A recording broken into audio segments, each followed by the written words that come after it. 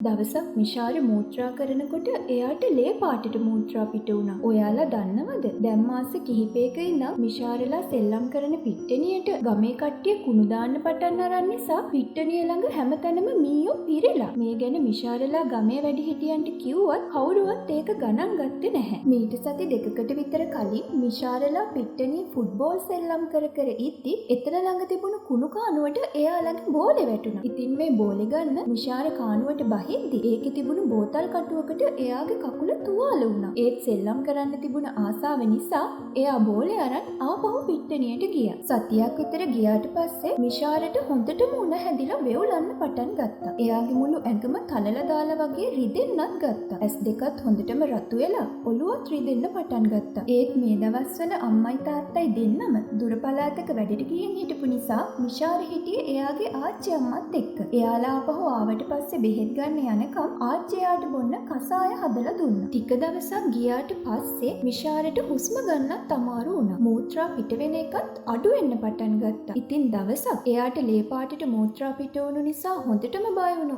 ආච්චි එයාව හොස්පිටල් එකට එක්කන් ආවා. මිෂාරට හැදුණු මේ ලෙඩේ තමයි මීඋන. එහෙමත් නැත්නම් ලෙප්ටොස්පයිරෝසිස් කියලා කියන්නේ. මේ රෝගය ලෙප්ටොස්පයිරා ඉන්ටරෝගන්ස් නම් බැක්ටීරියාව මගින් ආසාදනය වන සතුන් මගින් මිනිසුන්ට සම්ප්‍රේෂණය වන රෝගයක්. සෑම වසරකම මීමුණ රෝගීන් 3000ත් 5000ත් අතර ප්‍රමාණයක් ශ්‍රී ලංකාවෙන් වාර්තා වෙන අතර ඉන් 100ට 1ක් 2ක් අතර ප්‍රමාණයක් මරණයටපත් වෙනවා. මෙම රෝගයේ ප්‍රධාන රෝගවාහකයන් ලෙස ක්‍රියා කරන්නේ මීයන්. මීට අමතරව ඌරන්, ගවයින්, එළුවන් සහ බල්ලන් වැනි සතුන්ද වාහකයින් ලෙස ක්‍රියා කරනවා. ආසාදිත සත්වයින්ගේ මූත්‍රාවල මෙම බැක්ටීරියාව අධිකව දක්නට ලැබෙනවා. එම නිසා ආසාදිත සතෙකුගේ මූත්‍රා සමග මිශ්‍ර වූ ජලය අපගේ සමෙහි ඇති කුඩා සීරීමක් විවෘත තුවාලයක් මත හෝ ඇස් මුඛය වැනි ශ්ලේෂ්මල පටල මත තැවරුණොත් මෙම බැක්ටීරියාව අපගේ ශරීරයට ඇතුළු වෙනවා. උදාහරණ විදියට අපිරිසිදු මඩවලවල් වල කානුවල සහ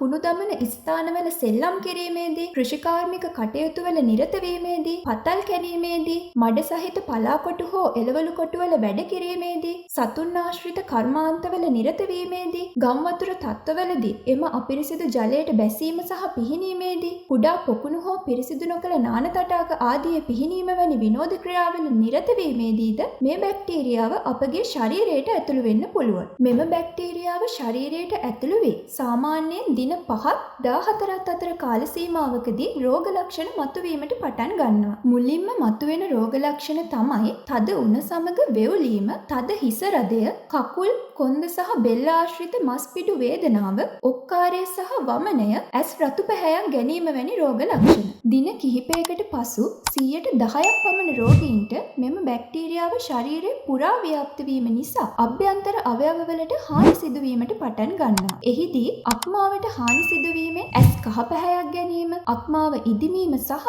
උදරයේ වේදනාව වැනි රෝග ලක්ෂණද, වකුගඩුවලට හානි සිදුවීමෙන් මූත්‍රා සමග ලේ පිටවීම, මූත්‍රා පිටවීම අඩුවීම සහ ඇස් වටා ඉදිමීම වැනි රෝග ලක්ෂණද, පෙනහළු වලට හානි සිදුවීම නිසා කැස්ස, හුස්ම ගැනීමට අපහසු වීම සහ කහින විට ලේ පිටවීම වැනි ලක්ෂණද දැක ගන්න පුළුවන්. මීට අමතරව හෘදයට හානි සිදුවීම සහ අභ්‍යන්තර රුධිර ගැලීම් ඇතිවීමටත් ඉඩකඩක් තිබෙනවා. ඉතින් මේ නිසා මේ රෝගය වළක්වා ගැනීම ඉතාම වැදගත්. ඒ සඳහා කළ යුතු වඩාත්ම වැදගත් දේ තමයි වාහක සතුන්ගේ මූත්‍රා මිශ්‍ර වූ ජලයට නිරාවරණය වීමෙන් වැළකීම. උදාහරණ විදියට අපිරිසිදු මඩවලවල් වල සහ කානුවස්වල සෙල්ලම් කිරීමෙන් වැළකීම, කෘෂිකාර්මික කටයුතු, පතල් කැණීම් වැනි කටයුතු වල නිරත වීමේදී බූට් සපත්තු වැනි ආරක්ෂක පාවහන් සහ අත්වැසුම් පැළඳීම, ශරීරයේ විවෘත තුවාල තිබේ නම් ඒවා සුවවන තෙක් ඉහත කර්මාන්තවල යෙදීමෙන් වැළකීම, අපිරිසිදු ජලය පානය කිරීමෙන් වැළකීම,